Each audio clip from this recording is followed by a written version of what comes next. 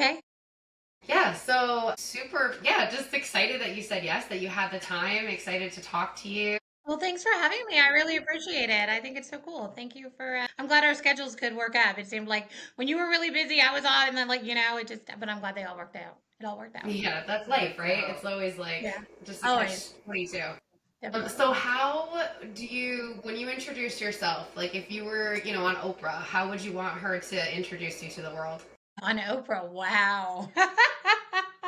I, I am Tracy Wolff. I am the author of a lot of different books in a lot of different genres, including a fantasy, the Crave series, and my newest book is called It Happened on a Sunday, which is a contemporary romance. But I've written a little bit of everything, and I even have a middle grade coming out in a few months, so that's exciting. Very So just a busy. writer. That's what I am. That's what I do. Have you always been a writer? Is that something that you knew as a child you would be? Yeah, I have a couple different stories that I always tell about being a writer. The first one was I was like 6 or 7, and I don't remember exactly. I know that we had just moved to California, and my parents had gone into the bank to get a loan for a car. And they'd asked me if I wanted to go in with them. And this is back in the days, one, where you could leave your kids in the car and it wasn't a big deal. And two, it was California, so it wasn't like I live in Austin, so it wasn't like it was 8,000 degrees, you know? So I was like, no, I want to stay here and finish my book. I was reading a Judy Blume book at the time, and so I finished my Judy Blume book, and I looked around because I was bored, and it was before phones and all that. And I looked around, and I had a notebook and an aquamarine marker, and I was like, oh, okay. And I wrote my very first short story. It was a romance. It had a happily ever after. It had a prince. It had a rainbow, and I don't remember what else it had. But anyway, I remember that and I thought this is the best thing ever. Like this is so much fun. And then so I think from then on I knew like I wanted to be a writer. I always say from basically the time I knew that words made sentences and sentences could be used to entertain people. But then I wasn't like sure. Like I did a lot of different, you're going through school, whatever. And then I think the next big epiphany I had was I believe it was the summer of fifth going into sixth grade, not sixth going into seventh, but it was one of those 2 summers. I believe it was fifth going into sixth. And my mom and I had this thing when I was growing up where we would go to bookstores every 2 weeks. She would take me to the bookstore. We would buy like a stack of books and then we would go home, read them for 2 weeks, whatever, talk about them, this, whatever. Well, my mom was a massive romance writer or reader, excuse me. And like I always tell the joke that she used to like live when I was born in Michigan. She used to live in Michigan and used to have to cross over into Canada to get Mills and Boons because romance novels weren't even sold in America at that point. And that's how long my mom had been reading romance, like that long. And so anyway, we're at the dinner table that day and my mom and I was like, I know it. I was like a snarky preteen and moping around because like what am I supposed to do? Like reread my books again? And I forgot to tell that part of the story. So we got to the bookstore and they didn't have anything that I hadn't already read. They didn't have, the YA section then wasn't what it is today. So I'd read everything in the YA section. I'd read everything in the classic section. And I was super mopey and super bored and super sad when I got home because I'm like, what am I going to do? Like, I mean, you can only like hang out with your friends so much. Or, it's that summer, like as you're going into junior high, you're not really like, oh, let's go play outside. So like I was really bummed. And so anyway, that night at dinner, my mom slid a romance novel across the table to me. And I still remember what it was. It was Velvet Promise by Jude Deveraux. And she's like, why don't you try this? And my dad was like, I don't know, Andy, do you think she's ready for like, and my mom's like, shh, David, those are my parents' names, by the way. Don't worry about it. Let her read the book. And so I went to bed that night, crawled into bed, opened up my book to read, and I did not sleep that night. And the next morning, I remember so clearly, I went into the kitchen table and my mom was sitting there having her coffee because she was a principal, so she was off for the summer too. And I slid the book back across the table to her and I said, there are 4 brothers in this book. I know there are 3 more books. I want them all now. Give them to me. Oh my God, I love And that. that was, oh my God, like, oh my God. And that was the moment I think I knew that I was going to write romance. And every book I've written, whether it was romantic suspense, whether it was romantasy or fantasy, paranormal, contemporary, whatever it was, YA, adult, it's always had a romance and a happy ever after. Because that's kind of, like life is hard enough. Life Life is is hard hard enough. enough. Like, I wanna When I read a book, I want to like know that no matter what shit like the character goes through, and I put my characters through a lot. Like at the end, it's all going to be okay. Wouldn't that be nice to just have that? Like Spoiler. it's going to be okay. I Sometimes love it the doesn't spoiler. feel like it's going to be okay. So it's interesting because, like, while I was reading Crave, I was thinking my daughter was 11 at the time. She just turned 12, and she's not a good reader. We just found out she's dyslexic, and that's why she's not a good reader. But she loves movies, and she's so articulate, and she loves telling stories. And I ironically think she would absolutely devour books if she could figure out, fluency. So anyway, I was thinking, she loves the Twilight series, and there's a lot of parallels between your book and that book. And I was like, oh, Emma could read this book, my daughter. I was like thinking about giving her Crave and being like, you should read this with me. And then you could come on the podcast. We could talk about it. And she was like, Mom, I can't read. I'm not doing it. I'm like, all right, maybe next year. That's really sweet. I have two dyslexic kids myself. My You oldest do. is like a voracious reader. He does not have dyslexia. And then my other two, I have three boys. And my other two have struggled with reading like their entire life. And now they're both in college. But I have found, and it has taken many years, and it's just like trial and error, right? So my middle one particularly, his finally found like graphic novels, and he's an Mm, artist anyway. And so something about the graphic novel and the way it was written, and especially the ones that don't have a ton of language, like those really really appeal to him. And then my youngest, like he was like, yeah, whatever, still not into it, like whatever. We tried like comic, like we tried everything. And then last year, maybe 2 years ago now, so whatever, I just know I'm going broke, he discovered audiobooks. And, okay. after years and years and years of trying to find the thing that was going to get him to have found like this audiobook that he can do. And he found them because, like, for school, he had to read, all these books in his last couple of years of high school. And we're like, well, why don't you try the audiobook while reading them? And That's a something really about good. that, like, and now he just goes through because he loves to build like Warhammer models and stuff like that. We're a giant family of nerds in my house. I love it. And it's amazing the difference that it has made. And like I'm constantly getting the alert from Amazon, oh, we need more credits for Audible. So I'm constantly feeding the beast. But I'm You so better excited, start like buying books so yeah, people after listening. all these years, right? I'm so excited. I'm just like, yes, you like unlimited book budget.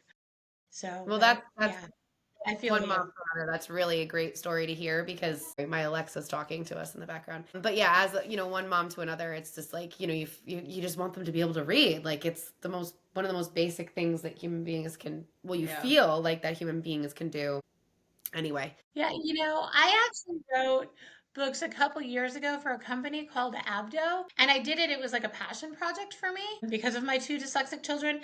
And they actually one of the things that they've done, right, is they've really gone after books for tweens and teens that are written for them on subjects that matter to them, but with okay. pictures and on a level that is like a lot easier to read and comprehend. And that might be another option. What's it called? I did a superhero series and a Mars series actually for them. Awesome. What It's was it called called again? Abdo, ABDO. And in fact, if you want to afterwards email me your address, I am actually not at my house at this exact moment. But when I get back to Austin, I can send you a set of the books and you can just try them out if you want. They gave me like 4 copies of Thank each. If you you. want it. No pressure, no No, pressure. absolutely. No, that's so generous. I appreciate that so much. You're so sweet. Well, I was an English teacher for a really long time. It's your passion.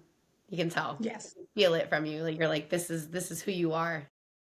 Yeah, absolutely. I love It's one of the reasons I chose to write a middle grade book, right? Is because I learned like somewhere between when they're really young and they love, story time at school and story time at night.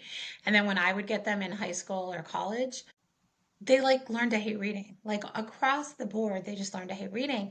And it used to make me nuts. And so I've kind of, and I'm not saying, oh, we're the only ones, obviously, but I've really kind of partnered with Simon and Schuster in this new book, Aftermath, which is a Greek gods herstory story. History is always written by the winners. Well, what's the real truth to history or herstory? And I'm like, I'm gonna go see if I can get them. Let's go find them. So anyway, that's my new passion project, and so we'll see how it I love goes. that. That's really interesting to me. So obviously you've always known that you've loved writing. What about your favorite authors or authors that inspired you besides mom's love of, romance? Yeah. Well, there's so many through the years, right? If you want to talk about like my favorite books ever, I love. This is kind of why I think I love writing YA and why I love writing new adults so much. Coming of age stories have always been the stories that I love the most. Whether they're movies, like whether you want to say Good Will Hunting or Grease or like any Cutting Edge, any of those have been some of my favorite. But my two of my favorite books are actually not romances. One is House on Mango Street by Sandra Cisneros, who is a brilliant like Chicana, and that is the term she uses to describe herself, Chicana writer. And she is phenomenal, and it is such a beautiful, small, gorgeous coming of age story about this girl Esperanza. And then I don't think Catcher in the Rye is a shock to anybody who loves a good anti-hero. But if you want to talk about like in our genres, like there are a few, like I've been writing, my first book came out in like 2007. So I've been doing this a long time. But before that, even, I remember when I was like a really young mom and I was going through Target and there was a Sherilyn Kenyon book, and it was like the very beginning of her series. She had maybe 4 or 5 books out. They had it marked down to like $1.99 or something at Target. And I was like, well, I'll try that. Like. And I read it and I'm like, I didn't even know this is what I love to read, but this is what I love to read. Like it just like, the roots of romantasy, right? Whether you want to call it paranormal romance, which is what they called it at that time, or whatever. And I was like, this is phenomenal. And from there I found Christine Feehan, who I think is brilliant. And from there I found probably my favorite writer writing today, Nalini Singh. I think she is brilliant. I think she is incredible. I've read everything from she got her start like with a couple books on Harlequin, just like I did, and then she moved into like a really cool paranormal series that is still going today. It's probably, I don't know, 30 some books strong. I don't even know at this point. 30 in the same Called series? the Yeah, it's called the Side Changeling series. And I pretty much have every book, certainly the first like 15 books probably memorized of it. Like I love them so much. And she actually gave me my quote for my very first romantasy. And it was like a really beautiful, like for me, full circle moment. Like such an incredibly gracious woman. So those are three of the bigs who've inspired me. I love reading Allie Hazelwood. Like I just read Problematic Summer Romance. I thought it was brilliant, and I thought it was like it's my favorite book of her. Before that, it was Check and Mate, but I really thought she did a great job with that one. I love Rachel Housel Hall, who is a fellow like Red Tower mate of mine. I think she's got really fascinating mysteries, particularly. I really like hers. Another writer who really inspired me, who is like one of the best people I've ever met, is a woman named Rachel Kane. She died a couple years ago. I don't know if you've read any of her books. I have She not. had, right when I first started writing YA, I started actually with a YA mermaid series, but she had a YA vampire series called the Morganville Vampires. And it was so good and so like just different and interesting. And I just kind of like fell in love with how she did it. And I met her, like we became friends, but I'd met her at a conference the first time, and she was just such a gracious woman and so kind to everybody, and like the most like let me give you a helping hand or whatever I can do. And her death was really hard, I think, on the writing community in general. So That was those a are a great few. answer. And just a little bit. Those are a few that I love. Curious if you could share like what your writing process looks like from beginning to end. The coming up with the story, the characters, when you sit down and write. In layman's terms, for I people don't that know. I don't haven't know. ever. I was going to tell you. I don't know if you know who Mary Mancusi is. She's writing like a lot of like Disney books right now, but she actually had a vampire series back in the day, and she was a fellow like Austen writer with me, or is. And one time we were on a panel together, and they were asking us about our process. And I opened my mouth to start talking about mine. And she literally stood up and she's like, it's the worst process ever. Don't listen to her, because it was a bunch of students that we were talking to. Said, don't listen to her. Don't follow it. Don't do it. It's not healthy. It might kill you. Don't do that. And I It was like, might wow, kill you. Mary. And Now I then we need to were on hear a this. panel not very long ago, and I reminded her of that, and she looked at me and she said, I still stand by that. I'm not even joking. My process is the character comes to me first. Like I have another good friend who is a brainstorming, like she's like my brainstorming partner for years. And she always comes to story. There's 4 doorways into story. That's not my theory. That's a theory by a librarian whose name I cannot remember. But there's 4 doorways into theory and into story. And if you look at it, it's true. You've got character, you've got conflict, you've got language, or you've got setting, right? So you're going to come to it any, one of those ways. And I tend to think that like if you want to find out how you come to it as a writer, especially for new writers, look at like what you love the most in the books you read, and that tends to be your doorway in, right? And for me, my doorway is always character. I love characters. I love making them up. I love making them feel as real as possible. and all that stuff. And so I usually like, if I'm thinking like, oh, I want to write it. Well, let's talk about Crave, for example. They came to me, my publisher came to me and said, "Hey, we want to bring vampires back. Are you interested?" And I was like, "Always," because I am a paranormal girly, romantic girly at heart, and always have been. And I'm like, "Yes, please." And so they're like, "Well, give us like 5 ideas and whatever." And I was actually working on another book at the time, and I went to bed that night, and then suddenly this character started talking to me, and I'm like, "I don't know who you are. Like, you're not in the book I'm writing. Like, what's going on here?" And like, I kind of like ignored it for a while. And then like, she was not going away. So finally, I like turned the light on. I'm like, fine, all right. And it was Grace from Crave.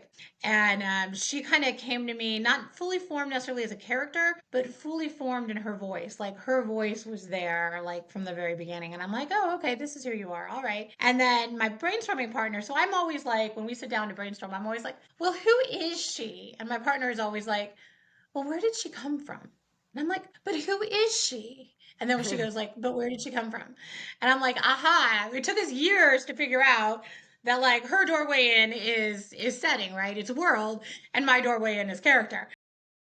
And so we go back and forth like that 10 times before we find like, okay, look, what are we doing here? Yeah. So I kind of like I start with character, and then once I kind of know who they are, I can know what kind of world and what kind of conflict and what kind of whatever to put them into. And when I sit down, I like to say I'm a pantser. I used to like to say I'm a pantser. And that's like, because it sounds so romantic, right? Like you just sit down and the story flows out of you. And like, that's a bunch of bullshit. I mean, for people who are, I'm like so impressed. Like, that's amazing. For me, it's a bunch of bullshit to like pretend that I am. So like I will start out pantsing. I will start out like just sit down, like let me see where the character takes me. And I will usually write like it used to be 3 chapters, but now my chapters are shorter. So it's now more like 5 to 6 chapters, maybe 8, where I'm like, okay, this is interesting. And then I usually like erase it all. And then I start again. And then I erase some of it. And then I play with it and make every word perfect. And then I erase it all. And then I do this for, it can be like a month or two, like sometimes even longer, depending on what my timeline is. And it's just me figuring out who these characters are, figuring out what the world looks like. I've learned now, right? Just figuring out all the stuff and figuring out where the story is going. And then usually once I'm there, and I'm like, okay, I actually really like these chapters. Then I sit down and I come up with like what my tent poles are, right? Like, what are my main beats? What do I need to hit? And there will be, as I've been writing those first few chapters, there will be like, scenes that have come to me. Like one of the first scenes in Crave that came to me was the Aurora Borealis scene where she and Jackson are dancing through the Aurora Borealis or floating through it. And I was like, I knew that scene almost immediately. And I just every day I sat down to write to get to that scene, and then it ended up being 2/3 of the way through the book. I'm like, I well, know. I'm like, that's not right in the. that's not where I thought that was gonna go at all. But I sit there and I kind of work it all out. I get my things and then I start writing, and then I write really fast. I write really fast. When I'm in it, I write really fast because like when I'm in it, like the story's like pouring through my brain, and I will write like 16 to 20 hours a day. And I will like vomit the story out, usually to about 2/3, 3/4 of the way through. And then I freeze and I'm like, oh my God, everything I did was wrong. What did I do? And then I have like, it's funny. The joke is every time I do that now, I'm like, this is it. This is the book I'm not going to finish. I'm like 70 some books in, and I'm like, this is the book that I'm not going to finish. That's it. And it used to really alarm like my agent and my partner, and now they're just like, yeah, yeah, yeah, that means you're right on schedule. Keep going. And then I like mope around for like 2 days, and I'm like, this is it. Every choice I made was wrong. And then I start to reread it. I'm like, oh, this isn't crap after all. And then I'm like, okay, I think I can do this. And somewhere in there, like the ending, all the little strings that I've laid in come together. And then I vomit out the ending in a few days. So like, not counting, like once I get the story, I can like write the book in like 2 to 3 weeks. Some of them like Court, which was, 3 books. Like, I mean, it was 200 and some thousand words. Like that took a little longer. But I was also just kind of chasing the story there. My editor and I couldn't quite like line up with what we wanted to do there for some of the stuff. But yeah. So then that's why, because I'm not sleeping and I'm like a pretzel at the end, all like, I need a massage, I need to stretch, I need to walk. Drink some water, live. Yeah, exactly, exactly. So that is my process. And then after that, right, we tend to go into my editor tends to do like a really fast revision schedule. Not that there's like not revisions, but like we're like she and I are both in it for like a week or 2 weeks or whatever it is to get the book where it's ready to be printed. And those are other like really long nights Yeah. and no time to do anything else. And then I come out of my writing cave and then like I don't want to like think about writing for like weeks. And I just want to like do all the life things with my family and whatever. And then I dive back in again for, the next one. It's not the healthiest. Like I have friends who write 3,000 words a day and like they have like these beautiful lives while they're writing and that is not who I am. I wish. I wish. I've tried it. I think my partner on the second book we were together for was like, if you just wrote this many words every day, and I'm like, to this day, like she teases me, she'll say it because I mean, I looked at her like I'm going to bite your hand off. Like, don't ever say that to me again. That is not how I work. If I'm writing like 3,000 words a day, I'm usually writing crap. If I'm in it, I'm in it. Like, there's nothing I can do. I wish. I'm like that as a human being. Like that's how I read, right? I'll be like on one book forever and I'm like reading a couple pages and I'm like, ugh. And then as soon as it like clicks in my head, I will devour. It becomes her whole Well, it's all I do. I identity. don't We breathe. I don't hear sleep. I from don't her. eat. I'm just. But it's like I have to like that. That has to like I don't know. The switch has to. Yeah, the switch has to go on. And then And I'm. when it's on, I'm like, I know what I'm doing. Yeah. Yep. Yeah. Yeah. That's actually kind of true for books for me too, right? I can like start like several and then I'll find like, right, and then I'm in. Yeah, that's But true. once I'm in, I'm in. But it takes me a second to get there. And I'm like, she's like, you're still reading that? And then sometimes she's like, you read all of those that fast? And I'm like, yeah, well, I got into it. We're never on the same page. No, we're never. But that's cool. The yin to yang, you need that. Like you're a brainstorming person.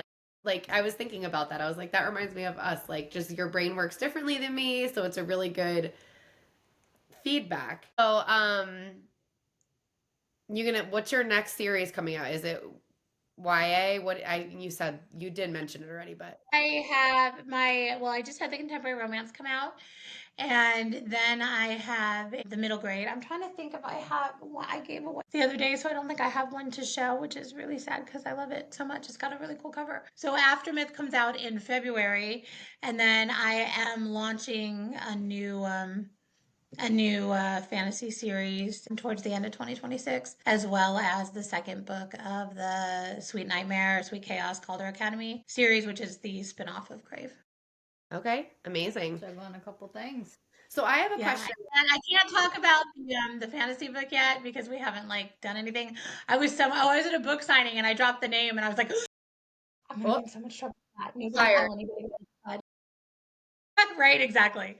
So I can't really talk about it except to say that it is. I guess I can say it's built in a world where curses are currency, and so it's like if you're born with a little bit of power, towards the end you end up like of your life like you're missing memories because you've had to trade them, you're missing like fingers or like other important stuff to you, like days of your life get shaved off. If you're really powerful, you're perfect, like you're completely unmarred, completely unscarred, completely everything. And the premise is a girl who's a young woman, because it's a new adult, a young woman whose sister has been cursed, very, very badly cursed, cannot break the curse, and she ends up entering a competition because the prize is like the most powerful like curse or curse break in the land. And of course, she meets the very hot guy and who is like his family's. Naturally. Oh, And it's kind of like the other one was my Aftermath was me going after her story. This is me going after the billionaire class, and what it does to people who don't have as much Yeah, that's like in a fantasy world. super original. I love that. I'm excited to read that. intriguing. I have a question about fantasy books in general when you're the author. Because, like, I have a situation. I'm a situation person in my head, and I'm trying to think of who it would be. So I am not. We're not. We just enjoy reading and we love this and we love all the things and it's fun to escape and da da da. I would not say I'm an expert on lore and mythology and all of that. Me What neither. hung up on like staying true to what a vampire is, what a witch is, what a mermaid is in terms of like historical mythology? Or do you kind of just go with whatever you feel like it should be? Like, do you get hung up on those things at all? I think that you have to pick and choose. I think that if you want to make it your own, like there are some things that I think like vampires drink blood, I Right. mean, they do, right? So I think that you have to like there are some things that, it's like literally not who they are if they don't do those things. But I also think like if you read Crave, you could see like I kind of played around with that lore and the like walking in sunlight and how that works kind of through the series. So I think you have to like pick and choose what lore is like or what is the most important to you that aren't like the basic, staples. One of the things I loved about Grace being a gargoyle is there's not a lot out there. You know what I mean? Like Hmm. gargoyles, were stone creatures on the sides of churches and other buildings that were meant to scare away evil spirits. They were also like water channelers because like there was like rain would go down the spouts and all of that. And there wasn't, you know, there was the TV show Gargoyles that my, kids and I used to watch and where they Thought would about like right? Right? But other than that, like there wasn't a lot. And so I got to really, really make stuff up for her um, based on like obviously she turns to stone again. You're a gargoyle, that's what you do. But I got to make up a lot of the lore and a lot of the stuff surrounding her because there wasn't a lot out there to draw from. And that was fun. That was a yeah. lot of fun. So you're making it. Yeah, and like with Aftermyth, the first I'm taking on a different myth in each one, and the first one I take on is Pandora, because it's always like really stuck in my craw. Like she was created by two male gods as punishment for two men because of something that they did. She was created to open that jar or box, whatever you want to call it. And then she did, and she's gone down in like all this, for centuries, millennia, as like this bad woman who did this thing. And I'm like, she was literally never given a choice. She was caught totally between like all these powerful men, the titans and these gods, and she did what she was created to do. Why is this her fault? That doesn't make any sense to me. Hmm. So, you take that on sometimes if it doesn't work for you. And you're like, I'm gonna change this. I'm changing Yeah, it. I am. I'm Well, like, like I'm we not said okay with for history before. Yeah, let's Herstory. herstory. There you go. Okay. What's the biggest message or feeling you hope readers carry with them from your books? it. I think that this is the English professor talking, right? I think when you step back and you look at any author's lexicon of work, right? There are certain themes that pop up over and over and over again. And I think that if you step back and you look at mine, I think that speaking truth to power is a big theme that comes out in mine. I think that like being a little bit kinder than you have to be is another major theme that kind of goes through all of my work. It's kind of like how I live my life. Like I'm like, why choose to be a jerk? You can just choose to be kind and it costs you absolutely nothing. Like there's nothing wrong with that. And so that's another major theme. Obviously, whether you want to call it feminism, girl power, whatever, is a major theme. And so all of these things, right? Like you can do what you set your mind to. You don't have to let anybody else tell you who you are or define who you are. You can make that definition for yourself. And I think that's something that I think everybody, it's a universal struggle. I think it's definitely a struggle for young girls, particularly when they get so many competing messages in this world that we live in. I always say that like the Crave series, I spent a lot of time, and then again, I've done it in Aftermath. I'm doing it in this new adult. I did it in Starbringer. I feel like we tend to think as a society that there's only one way for a woman to be strong, and I think that that's not true. I think that there are all kinds of incredible women in the world, and they all have their own kind of strength. There is in the Crave series Eden, who will kick down a door and go up against anybody and knock him to the ground. There is Macy, who is the nurturer and the cheerleader, and who will always have your back and will always be there to pick you up. And there's Grace, whose big strength is getting up one more time than she gets knocked down. Which is I think another message in my book, right? Like you just have to get up one more time than you've been knocked down. And sometimes it's really hard to get up, but you just got to do it. If you don't, you never know what amazing thing is waiting for you on the other side, right? And then just another theme, and I don't know that this is what I want people to take away, but another theme that runs through my work. I was an only child of older parents. And when I was very young, we moved away from like my dad was Syrian. We had a big Syrian family, but when I was like 5, we moved away to California. And I was pretty much on my own. My parents and I were, it's just the three of us for a very long time. And I think I have spent my life collecting my found family. And so found family is such a profound thing in my book, right? These people that you choose to surround yourself with, who you love and who have your back. And my best friend is my college roommate, the one who actually set up this interview, right? Jen, my PA. But she was my college roommate, and she's my sister. Like, I mean, that's pretty much how she's Aunt Jen to my children, and always has been. Like, that's just how it is. And so those are, I don't know if that answers your question, but those are themes that kind of run through my work. It did. I think that was a magical answer. It was perfect answer. Well, thank you. Yeah, so we get to meet you in a couple weeks at the Spellbound. Can't wait. I'm so excited. I'm so excited. The Hudson Valley, like right before Halloween, it's magical. Have you been here before? To the Hudson Valley? Yeah, absolutely. Okay, yeah. We're both born and raised here, so that's kind of why we're involved, I think, a little bit. Oh, that's so cool. My agent has a house in Pownell, Vermont, Okay. which is like right at the corner of like Massachusetts, New York, and Vermont.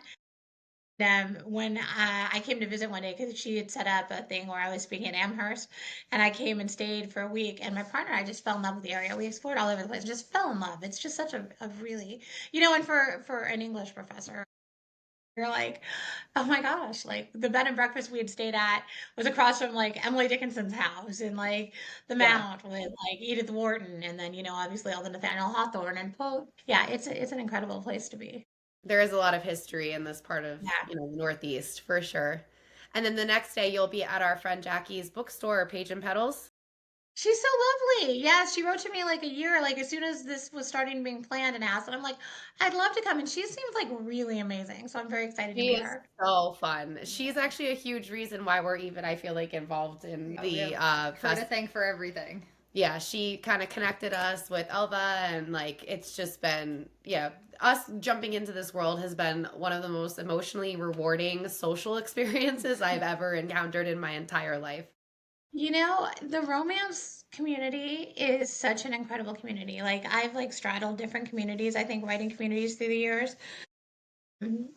Starting when I was young, going through grad school, whatever, but like the romance writing community is so accepting and such a powerful, I mean, and yes, I know there are men writing in the romance, but in general it's a woman dominated industry. And I don't know, I feel very blessed to be part of it. I just feel like from the very beginning, like my very first romance conference in 2005, right? When I didn't know what I was doing. And it was interestingly the New England writers who like kind of took me of the, because there's different writers groups. It was part of a group called RWA, like took me under their wing and showed me the ropes. And I met like so many of my like so many writers that I'd been reading for years. And they just, you're just part of the gang. And it was, I don't know, I wouldn't choose to write anything but romance, but yeah, the community itself is really uplifting and really lovely, I think. It is definitely a blessing in my life for sure. Good. I'm Well, really we're glad. really I'm glad you had a positive experience. Wait, I Yes. have one more question. Oh, you have another question. I'm sorry. Of course.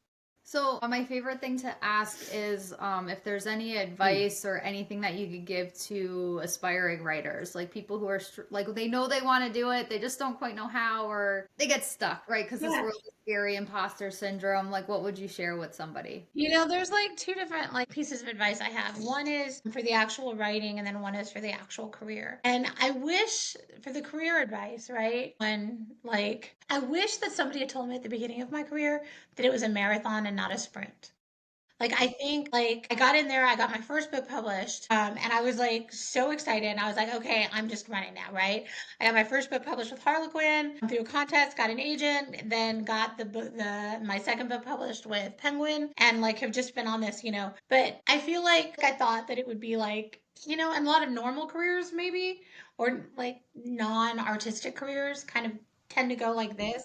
You might have a couple bumps, but like I think with any time, whether it's writing or any kind of career in the arts, it's much more of and sometimes you're up and sometimes you're down, and sometimes you're up really high and then sometimes you're down right after it. But I think that if you can keep your eye on the trajectory and you're trending upward, I think that it's okay, because I think we have a tendency to get really caught up in all the things, like, oh, maybe this book didn't do it. This is the book that I really loved and it didn't do as well. Or, oh my gosh, what if I never sell another book again? Or oh my gosh, woe is me. This is me, right? 3/4 of the way through my book. This is the book that I'm not going to finish. It's the end of my life. What am I going to do? The end of my world. And then you're like, oh no, I got it. It's fine, right? Just like keep an eye on it's the long game. It's not a short game when you have this career. If you want actual advice about writing, you can hear my puppies in the background. There are deer outside, and they are very, like, my puppies are this big.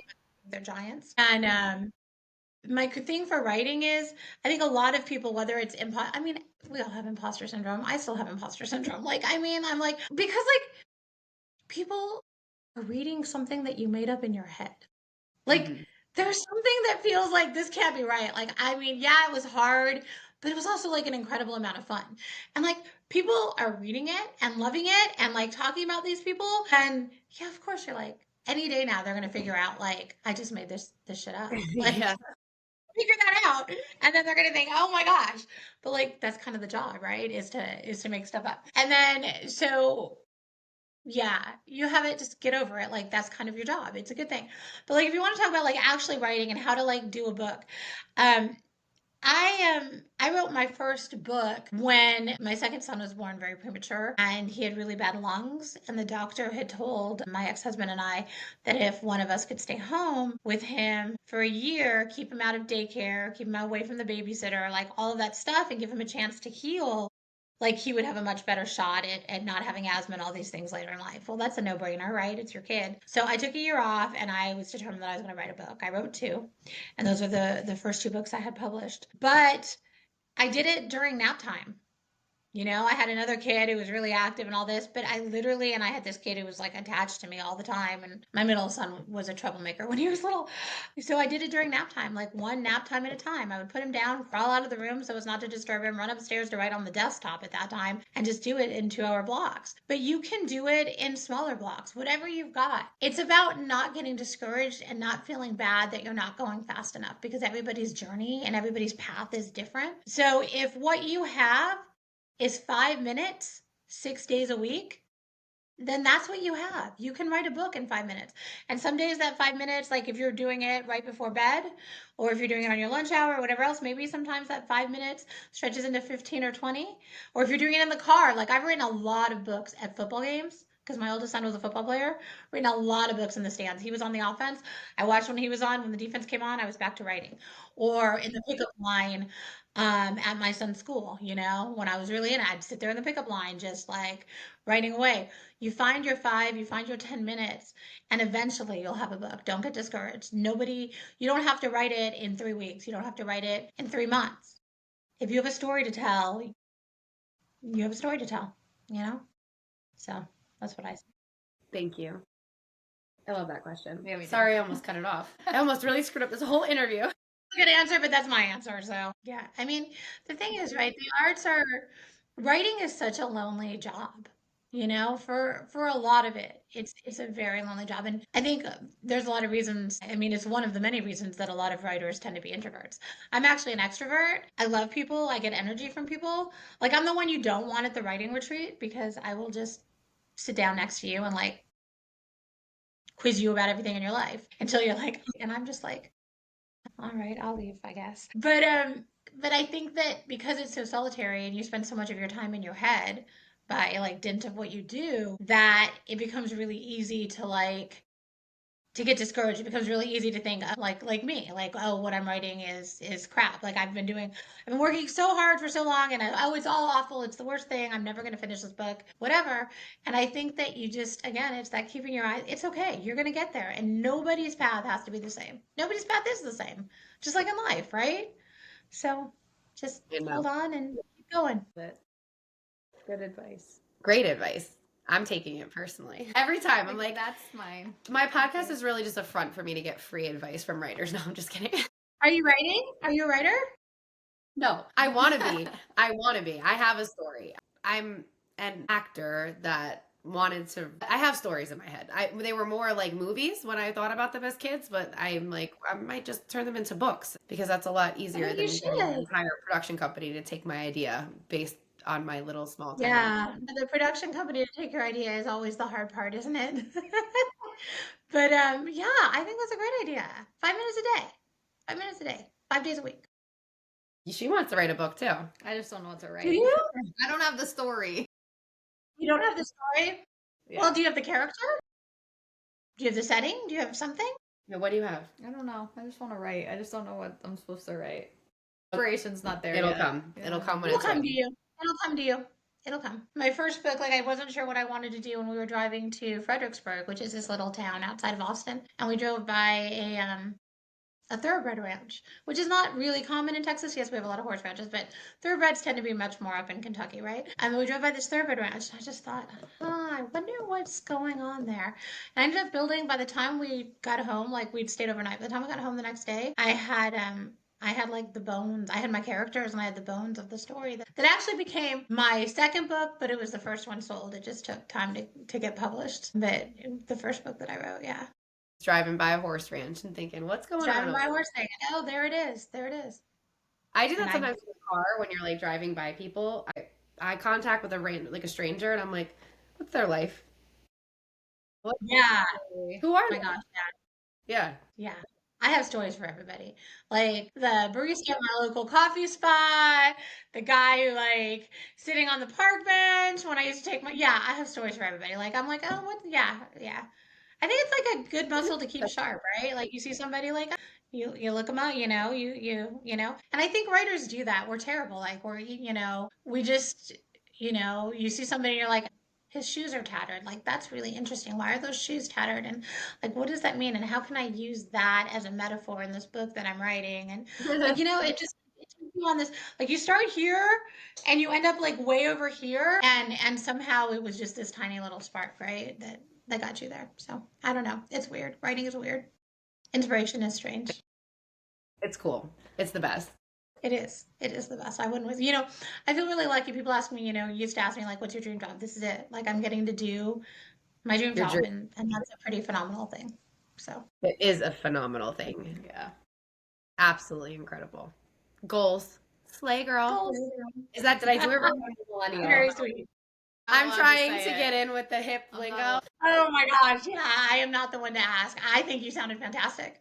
Am I? It's natural. My kids are gonna be like, Mom, no. Take it out. Well, thank you so much for taking the time. We're so excited to meet you, and you're here. See you If you soon. want us to show you around, we can. And yeah, thank you so much. Oh, really? I can't wait. I can't wait to meet you guys and can't wait to be there for Spellbound in the Valley. It's going to be incredible. Yes, Awesome. it is. Thank you for your time today.